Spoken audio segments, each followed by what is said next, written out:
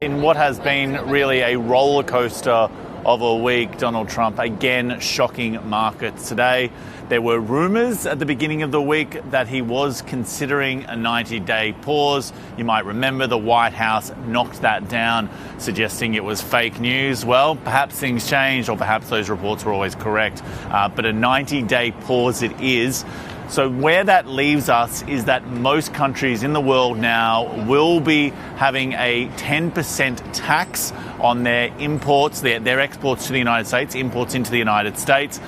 China, really the one that is being punished. Donald Trump upping the tariff that they will be, the tariff that will be imposed on Chinese goods up to 125%. Remember that the actual tariff, the tax, will be paid by American consumers buying those goods from China.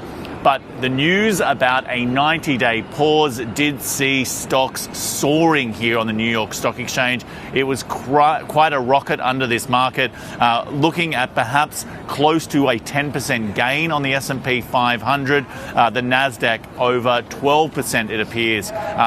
Those are extraordinary numbers, and they would be even more extraordinary except for the period we have just seen. Now, there are obviously major questions about Donald Trump's credibility. He was claiming that there would be no exemptions, that they were going to hold this line. He has been singing from this songbook of how amazing tariffs were going to be for the United States and how they would reshape the economy, only to effectively backtrack. Now, he's saying that this is just to allow time for negotiations and that other countries are effectively coming to him begging for a deal. And he says part of the reason he has decided to put this pause into effect is because investors were freaking out. He said they were getting queasy and they were getting the yips, using an expression most often used in sport. But Donald Trump was pushed on whether or not investors could actually believe him going forward. And this was his response. You have to have flexibility. I could say, here's a wall, and I'm going to go through that wall. I'm going to go through it no matter what, and keep going, and you can't go through the wall. Sometimes you have to be able to go under the wall, around the wall, or over the wall. So a word of caution, of course, there is still a 10% tariff in place for most countries, including Australia.